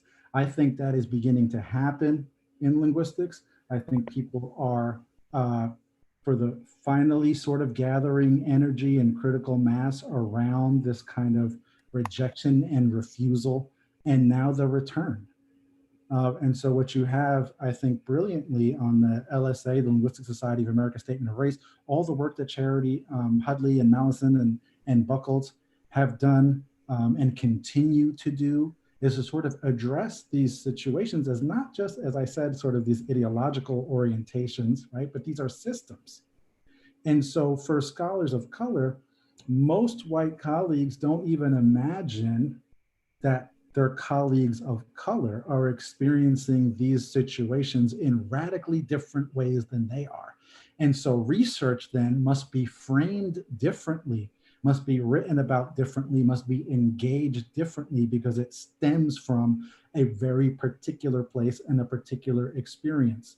By continuing the sort of exclusionary practices, what linguistics and the academy ends up doing is reproducing itself in white privilege and white supremacy. And so there are ways that our scholarly work has to work on multiple levels in order to really achieve this, because we're sort of in this double bind where we are in the academy and we produce scholarly work for tenure, for promotion, et cetera. But so many of us are doing kind of double work or triple work, depending on communities we're involved in, to do the work that is absolutely not incentivized. And that is work that I have absolutely insisted on doing throughout my entire career, is working with communities. If I could just share the screen one last time to discuss this last little bit here on the Black Lives Matter Freedom School. I don't know if that's okay, if I can have my screen shared. Danielle, can you see the screen? Yeah, I think it's okay. Yeah, I think, Samy, yeah, just. Okay, well, work so you can see once, because I can't seem to do it on my end, but something that I wanted to show and I wanted you all to see was what was probably one of the most profound educational experiences that I've ever been a part of. And this was the Black Lives Matter Freedom School. Okay, and I participated in this over a number of years from 2017 to 2018. And what we saw here was sort of an image of what is possible, right? When we talk about culturally sustaining pedagogies, do you remember that image on the book cover, the blue book, where everyone was taking their piece and building the new world that they wanted to see, and the world was rooted, right, within the earth, right? And there's all these different ways that people were contributing. They were painting, they were constructing, et cetera. And there was a community together deciding what its future and its world would look like. They were constructing it. This is what I saw happening at the Black Lives Matter Freedom School, right? It centered the notion of healing. And this began with the fact that you even have to say the words Black Lives Matter. You remember when Toni Morrison was discussing with Charlie Rose that it was the question itself was its own answer? In a similar way, the fact that one even must utter Black Lives Matter is its own answer, that in relation to the state, right, they do not matter. Not just policing, but to the state. And so they began with that, and they kind of formed circles of healing. You could see, I think once the screen is shared, you'll be able to see that it's intergenerational. There are grandkids and grandparents and mothers and fathers and folks of all types, teenagers of all strata. And it's this way of imagining schooling that I think offers real hope, right? What if, as Django Paris, my colleague, always says, what schools need to be intergenerational. We need to be able to bring our families and our children and our communities to places of learning, to sites of learning, where we're breaking bread, enjoying food that is food that we are familiar with, that we enjoy, no matter what that is, right? Having places for children to interact and engage, right? And bringing that community, right, aspect of education. This is education as a social process that is community run and sort of community oriented. Casey Wong has this amazing piece where he says, you know, to try to figure out sort of how hegemonic your ideas of education are. If every time I say education, you can't separate it from schools, then that's a start. And he said he's involved in all these policy meetings. If you really want to see white liberal allies get riled up or lose control of themselves, you start talking about not just defunding the police, but community control of education. And that's when folks start to lose it. How can we have community control? Who's going to be responsible? Who in the community can lead this, et cetera? But the idea of community education is exactly what we're able to get a glimpse of here with the Black Lives Matter Freedom School. And so those are the kinds of things, at least in terms of the kind of work we can do as activists, as activist scholars. You know, people don't identify as activists, and that's fine too, because you know, the real work of activism is something else entirely. But as scholars who sort of align themselves with activists or activist agendas, this is the kind of work that I think offers hope and a glimpse forward. So think about what the Black Lives Matter Freedom School is doing and what a collective of linguists of color, Black linguists, Indigenous, Latinx, Asian American, et cetera, globally could do, right? And could envision and could create to offer a just way forward. Samy, I have another batch of questions here. Sure. So just, Daniel, can you see the screen by any chance? no, for some reason it's not sharing. Maybe it's disabled. But I'm sure people saw that beautiful picture. Okay, that's great. I mean, you can share your screen again. It's okay. Can you please do that? I'm trying to figure out how to use You it. have to go back to Zoom. Okay, So got it. Okay. If you were it, I would just bring some other questions. By the way, Professor Esther Scarpa from Campinas. Is that the? Yeah, so you could see the Freedom School here. You could see different images, right? And this is the idea of it being intergenerational. You could see there's food, there's sort of cultural ways of being and being in the world that are not separate from school. If your children are there, they participate in the conversations, they create their own images about the conversations that are being had, and you get to have this kind of environment that actually looks very different than traditional schooling. And I want to say that the woman that you see there wearing the Black Lives Matter Sacramento t-shirt is Danielle Prince, and she was the Black Lives Matter chapter lead in Sacramento who worked on political education, and so deeply, deeply indebted to her and her colleagues in Black Lives Matter in Sacramento for doing this and putting this on. They have in Sacramento a Black Parallel School Board. So that gentleman you see in the photo is a representative with a pinstripe shirt, is a representative of a Black Parallel School Board, not the school board, but a Black school board that monitors the school board and pushes forward this agenda, along with Dale Allender, who's another scholar. And so they bring together scholars and activists, and everyone works in a way that believing wholeheartedly a new future is possible. That's the kind of driving motivation behind the work. I really wouldn't be doing this without having these glimpses of hope and moving forward in a new way that is directly critical and challenges everything that we are seeing right now by our governments, both in the US and Brazil. So I'm glad you got a chance to take a look at that. Yeah, great. So Samy, yeah, Professor Esther Scarpa from Campinas is here. She thanked you for your talk, and it's interesting that her compliment came because she is an expert in language acquisition. You know, we have a very strong school of language acquisition in her school, and it's interesting that the baby girl is basically displaying all the processes that we read in her text, you know, from the issue of specularity, you know, this mirror thing that the baby is kind of quote unquote repeating the mother, the adult, but she's not actually repeating, you know, she's doing this specular, you know, mirror thing. And also the ways in which the baby girl positions herself as an interlocutor. That's you know, right. She not only repeats, but she also brings her own, you know, positioning there and everything.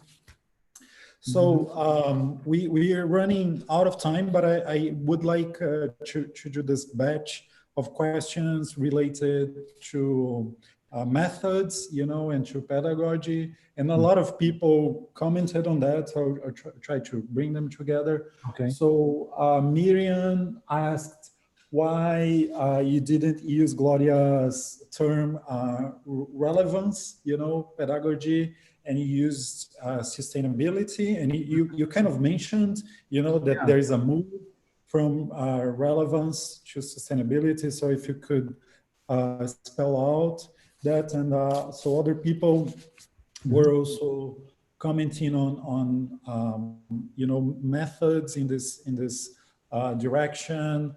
So Danielle Augustins asked, would you say that so-called humanists or constructivist learning theories in the end reproduce the social structure instead of freeing individuals? Gabriel Nascimento asked about language, ideologies of appropriateness.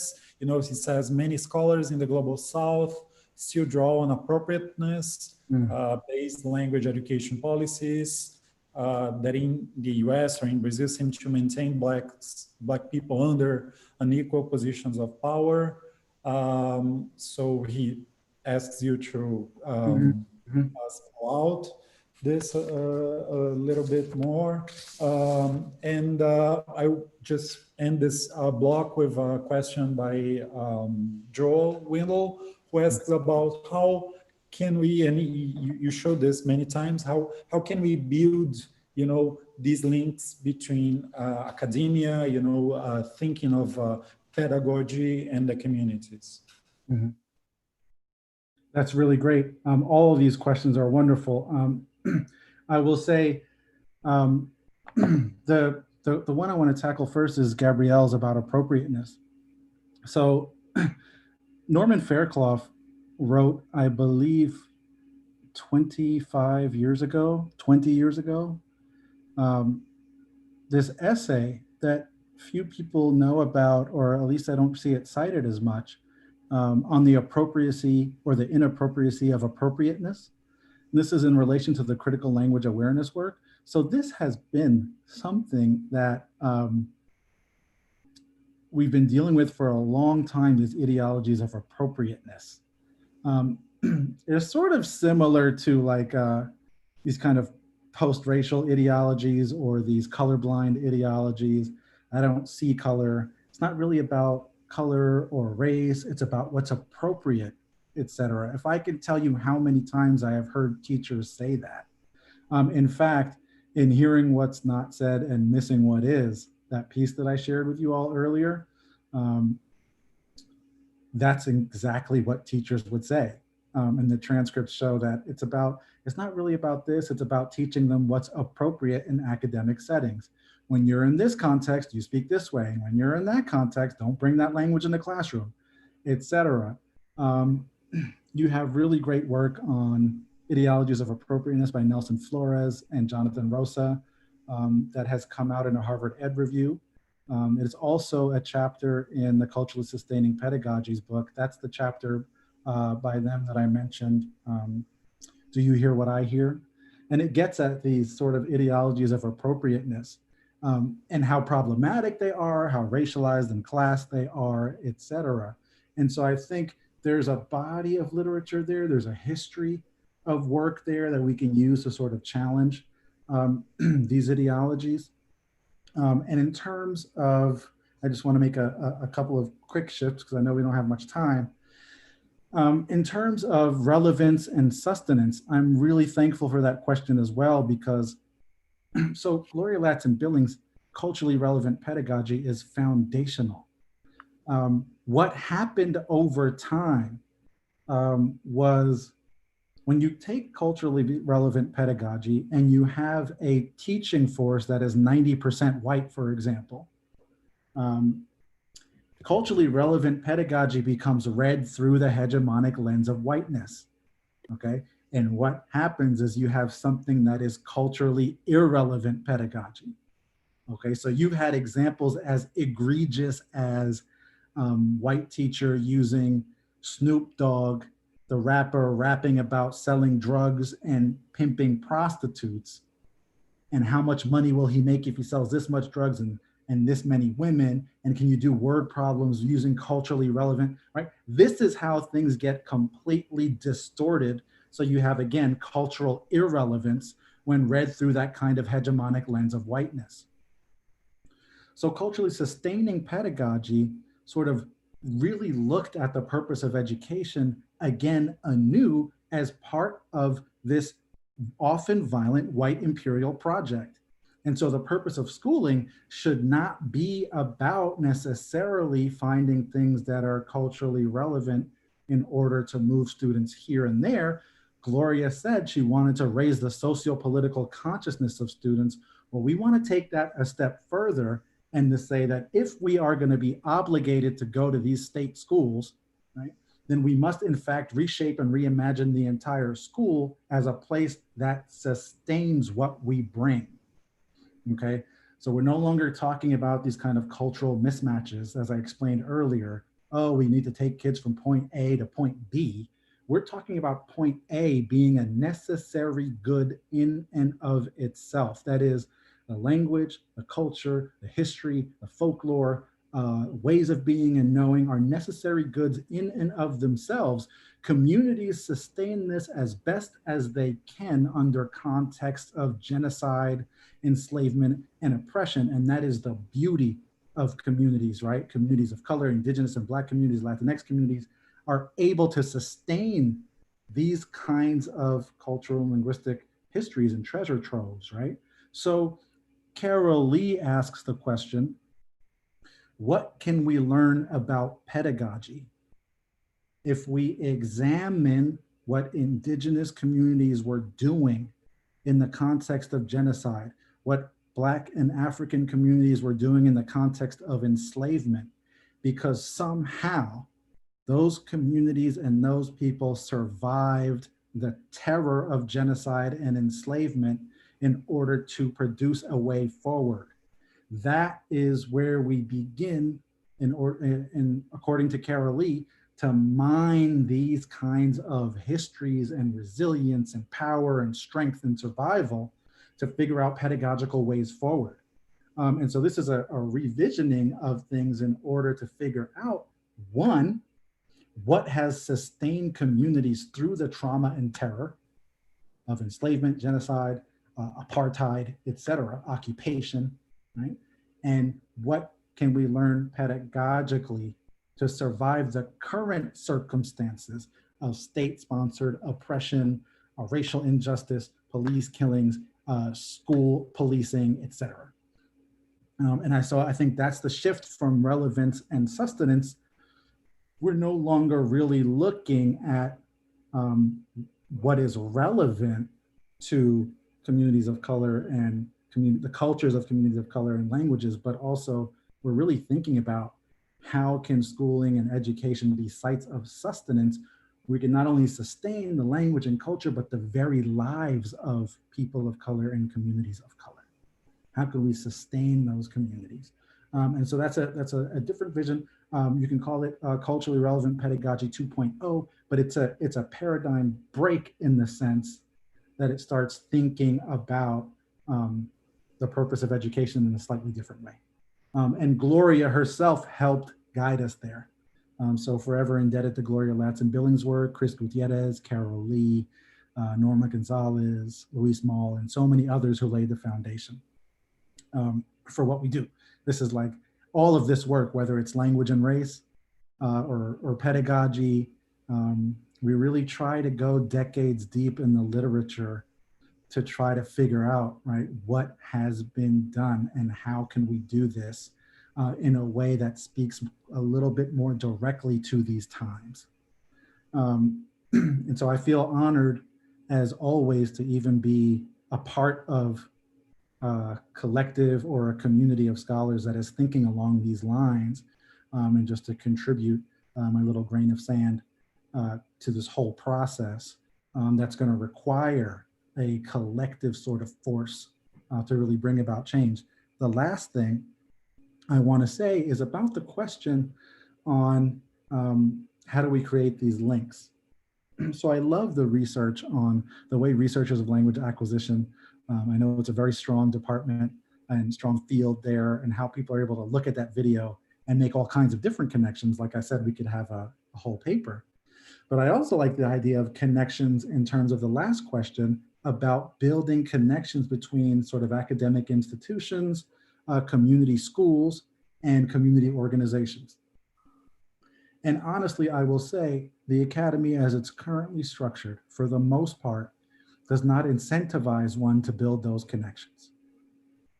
And so it has been largely an upstream effort to build connections whenever I see something really radical and innovative and exciting happening, something that offers me a way to imagine the future differently, I get excited and I get right on board. And this happened a number of different times. For example, in Los Angeles, the ethnic studies movement is actually happening in schools and in high schools. I was able to immediately get connected to teachers in Boyle Heights who are just amazing teachers, and they're teaching ethnic studies to their largely Latinx population and delving back into indigenous cultures and philosophies and meeting the students where they're at in terms of how culture continues to evolve and change, but teaching in ways that liberate students from the kinds of white gaze questions that we raised, or that Toni Morrison sort of dismantled in her pedagogical clinic. And so visiting those teachers and working with them, we've now invited them to be a part of the Culturally Sustaining Pedagogies retreat to inform and educate us, right? That's an example. In South Africa, in Cape Town, I got involved years ago with an organization called Heal the Hood. And this was out of Emil YX and others who were working in this community organization. This was not a school. They were working within a community organization that is practicing culturally sustaining pedagogies in their own very powerful way in Cape Town, South Africa, through hip hop. And so when I write about hip hop as culturally sustaining pedagogy, I'm thinking about the work Heal the Hood is doing. So you have quote unquote colored communities in South Africa and Black communities in South Africa that are dealing still with the legacy and the current reality of apartheid. I won't even say post-apartheid or neo-apartheid, because the economic sort of apartheid and the racial apartheid has never really ended. And all of those kinds of effects and impacts that affect youth, they're still living with that within that system. And they've developed all these ways to engage youth around hip hop culture, storytelling, indigenous cultures, and various sort of approaches to learning and sharing and being that have revolutionized education and the process of education. And I look at that as an incredible hope for a way forward. And so you connect with the teachers when you can, you connect with the organizations when you can. I've given you the example of the Black Lives Matter Freedom School. Okay, that comes out of communication with Danielle Prince, who is incredible, and she does all this work on race and healing and trauma in communities.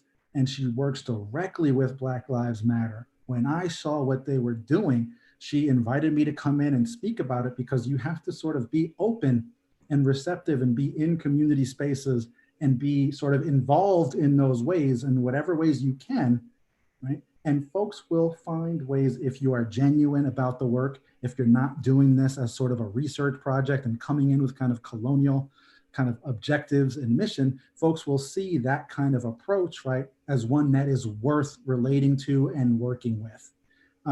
So I think a lot of the difficulties of building connections is that most people from academic institutions, and I'm not, condemning the Academy, but I'm just saying their goals are a little bit different because they're looking to publish journal articles, et cetera. But this is not what this work is about. This is about sort of an academic arm to movements that have been happening long before we ever got our PhDs. So I think linking with that initial sort of humbling kind of attitude and perspective is critically important before you figure out how to make those links. How are you going to approach this work is probably a fundamental question to ask. Okay.